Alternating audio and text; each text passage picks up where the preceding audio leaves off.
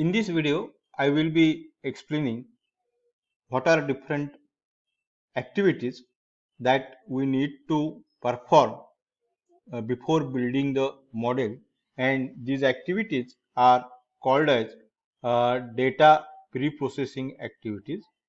And one of the most important activity that comes under the data pre-processing is data scaling, or sometimes it is also known as feature scaling. So in this video, I will be explaining the feature scaling. So there are different methods are available for feature scaling, which we are calling it as the data transformation. And the prime two methods for transforming the data are normalization and the standardization. And in the next video, I will be explaining how to handle categorical variables. So before building the model, and handling categorical variable also comes under the data pre-processing activities. So here I will be answering some of the frequently asked questions with respect to feature scaling or data scaling.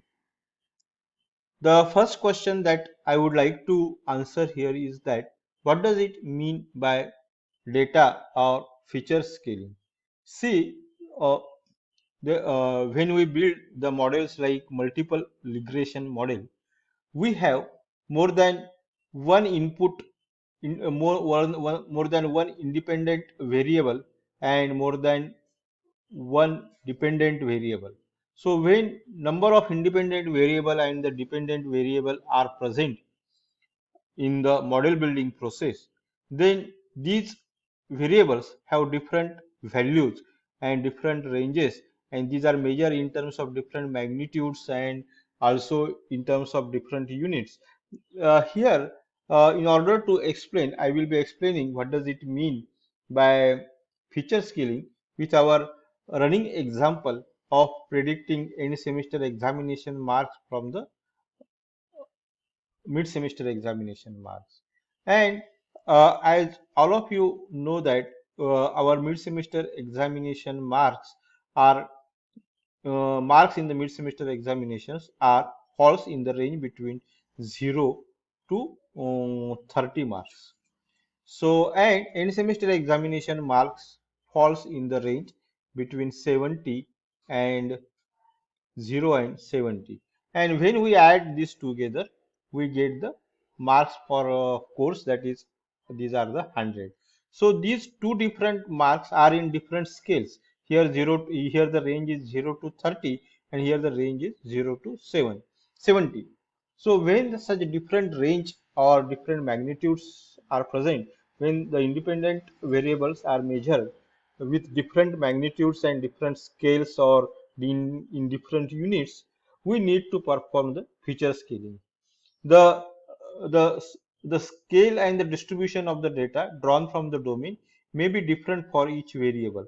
So here these mid-semester examination marks and the end semester examination marks have different ranges, and sometimes data or feature scaling is a process of data so that all feature variables will have uniform scale and the distribution. So there are some machine learning, there are many machine learning algorithms are there which performs better when all the input variables, whether those are independent and the dependent variables, are measured in the same scale or same unit. They perform the better. So in order to brought all the data in same magnitude and the same scale, we need to perform an activity that we are calling it as the feature scaling. So why feature scaling needs to be performed? That is the second question that I would like to explain. See, when there are differences are present in the scales across input variables, like we have seen in case of the end semester marks and the mid semester marks, it may increase the time required to learn the hyperparameters. Here the hyperparameters are, let us for example, mm, simple linear regression. These are the hyperparameters are the beta 0 and beta 1. And the time required to estimate the values of these are it takes more when the data are not in the same range. So that is one of the side effect or consequence when the data is not in the same scale. Also, the large input values can result in a model that learns with the large weight value. Then it means that the beta 0 and the beta 1 will have very large values. And if the large values are there for the beta 0 and the beta 1, they give higher generalization error. So that is another side effect of the feature scaling. So in order not to have these side effects, we require to perform the feature scaling operation. So there are some machine learning algorithms which require feature scaling, and there are some machine learning algorithms which does not require require the feature scaling. So which are those machine learning algorithms for which the feature scaling is required? Uh, the algorithms that use the Euclidean distance as a measure for calculating error when they are fitting a model. So such kinds of algorithm requires the feature scaling, like linear regression, logistic regression, artificial neural networks, deep learning, then k nearest neighbors, and support vector machines. All these algorithms requires feature scaling. And there are also some algorithms which does not requires which feature scaling. The examples are like decision tree, ensembles of trees, and random forest. So these algorithms does not require feature scaling. So what are different methods of feature scaling? There are primary two different methods of feature scaling. First is the data normalization and second is the data standardization. We are going to see these two methods in this video. So let us begin with the data normalization. The data normalization is a process in which all the variables are brought in the uniform range, that is from 0 and the 1. Like we have seen that the mid-semester examination marks are in the range between 0 to 30, and end semester examination marks are in the range between 0 to 70. So now after the feature scaling, both will have the marks in the range between 0 to 1. So when we have performed the normalization, and how the normalization is performed, there is a formula for calculating the new value for the each individual value. That is, we subtract the minimum value from the individual value, and then that result is divided by the difference between the maximum value and the minimum value. I will explain the normalization process with one example of our data set of our running data set, that is the predicting end semester examination marks from the mid semester examination marks. Now here only I am taking only 5 different instances. This is my sample data. Now this is the population data. We have seen the difference between the sample data and the population data. So there are 5 different values are there. So this is my independent variable. This is my dependent variable. This independent variable is in the range between 0 to 30, and this is in the range between 0 to 70. Now both I want to bring in the range between 0 to 1 and 0 to 1. Now how, in order, the formula for calculating the new value is x minus x minimum. Here minimum is the value of individual feature vector, and x max minus x minimum. So this is the value. This is the formula for calculating the new value. Here the minimum value for this mid-semester examination is 7, and for maximum value for the mid-semester examination is 13. So this is the minimum and this is the maximum. So and the difference between the 13 and 17 is the 6. Suppose that I want to calculate the normalized value for the first data observation, that is when the mid-semester examination marks are 12. So how I will calculate 12 minus minimum value? Minimum value is 7, and the difference is 6, which will come around to be 0.84. Similarly, in order to calculate the for the second, I will use the formula 7 minus 7 divided by 6, which will come to be this. So in order to calculate the third value, 10 minus 7 divided by 6, that will come around to be 0.5. Then 9 minus 7 divided by 6, so it will come to be 0.34.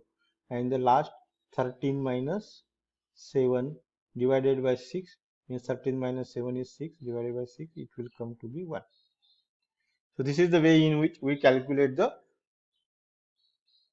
uh, normalize the values. Now let us calculate the normalize the values for the end semester examination marks. For end semester examination marks, the minimum marks are 25, maximum marks are the 54, and the difference is the 29. So in order to calculate the first normalized value here, 47 minus 25. So 47 minus 25 divided by difference is 29. Minimum value is this. So this is the far, and it will come to be like this. So for second it will be 35 minus 25 divided by 29. That will come to be around 0.34. Then 54 minus 25 divided by 29, it will come around to be 1. Then 25 minus 25 divided by 29, it will come to be 0. And 48 divided by 25 divided by 29, so that will come to be around 0.79. So this is the way in which you can perform the normalization activity. So normalization is the this formula we are going to use when we want to perform the normalization. Now the second way in which you can scale the features, that is feature scaling, is called as the data standardization. Now in the data normalization, we will bring all the data in the range between 0 to 1. And when you plot the data in between the 0 to 1, so this is the original unscaled data, and this is the normalized data set. So see here, 0 to 1 scale is there, and here also 0 to 1 scale is there. So both will have the same scale, x-axis and the y-axis. So this is called as the feature scaling. Now the second method of feature scaling is the data standardization. In the data standardization is also the method of data feature scaling, but here the all the data is not brought into the same range. It is brought into this, they will have the same distribution, like the Gaussian distribution or our normal distribution, which will have the shape, bell shape like this. So this distribution is called as the normal distribution. And in case of the normal distribution, the mean of the observed value, means that is the average value of the standardized data, is always 0, and the standard deviation for the normalized data or the scale data is always 1. So now this is the these features will have the scale data. Now in order to perform this standardization, we are going to use this formula, that is y in x is the individual value, and we will subtract the average value from the individual value and divide it by its standard deviation. So this is the mean formula that we know from the statistics. Mean is calculated by summation. It is the ratio of some summation of all the individual values divided by n. And this is the way in which we calculate the standard deviation. These are the formula from the basic statistics. So we are going to use this formula to uh, standardize the data. Now this is the example that I am going to use. The formula for the standardization is like this. The new value is equal to x minus x bar. X bar is here the standardization, and x bar is the average value, and sigma is nothing but the mm, standard deviation. Yes, this formula we are going to use. Now here for this data set, again mid semester examination mark is my independent variable, end semester examination marks is the dependent variable. Here again I am using the 5 different data instances. This is my sample data. And now here the average value, that is the mean, is 10.02. And here for the end semester examination, the average value is 41.8, and the standard deviation for the mid semester examination is 2.4, and standard deviation for end semester examination is 11.6. I calculated the mean and the standard deviation using this formula, mean and the standard deviation. So if you observe here that the mean and the standard deviation for the mid semester examination marks and the end semester examination marks are different. For the mid semester examination mark, average or the mean value is 10.2, whereas for end semester examination it is 41.8. For mid semester examination, the standard deviation is 2.4, and the standard deviation for the end semester examination for 11.6. Now, after standardization, both will have the same mean and the standard deviation. Now, let us calculate for the first instance of the mid semester examination 12. The mean is what? 10.2, and divided by standard deviation is 2.4. So, it will come to be around this much. For the second value, 7 minus 10.2 divided by 2.4, it will come to be around this. For third, it is 10.10 minus 10.2, and then 2.4, it will come to be around this much. Then for 9, similarly, 9 minus average value is 10.2 uh, divided by 2.4, it will come to be around this much. And for 1.20, for 13, 13 minus 10.2, it will come to be around, divided by 2.4, it will come to be around 1.20. So these are the different values, and this is the way in which you can calculate the standardized results for this.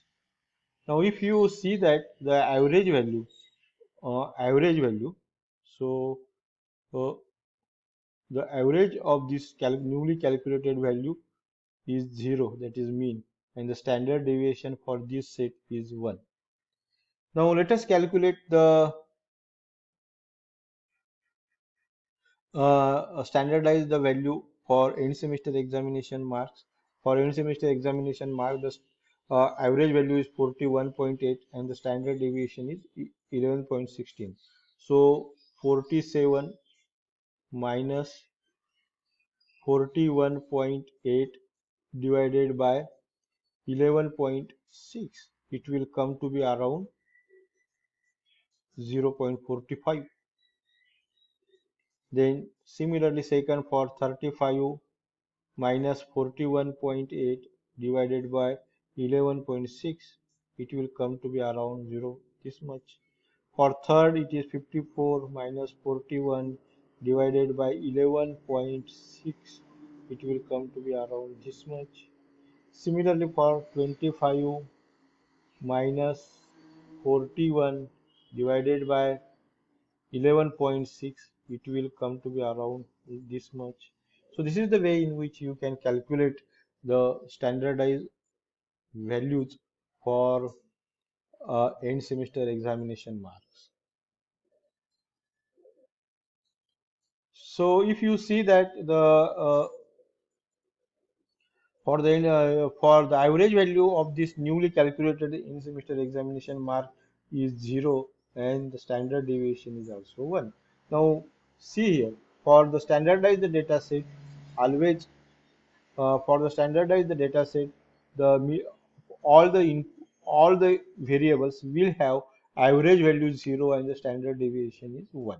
In case of the normalized, all the variables will be in the range between 0 and 1. So that is the important difference between the normalization and the standardization. In case of the normalization, the range is same. In case of the standardized data, the centrality measures, we call it as the centrality measures, that is the average value and the standard deviations, will have the same value of 0 and the 1. Now then question arises when to perform the normalization and when to perform the standardization. If you know that if you know that the given data set is in follows a normal distribution, like it has the bell shape, then you can perform the standardization. You can check whether your data set has the normal distribution or not by performing the exploratory data analysis on each and every individual feature. And if the feature follows the normal distribution, then you can convert it into the standardized. Otherwise, you can convert it into the normal. So this is about the standardization and the normalization. These are the two important methods for the feature scaling or the data scaling. Thank you.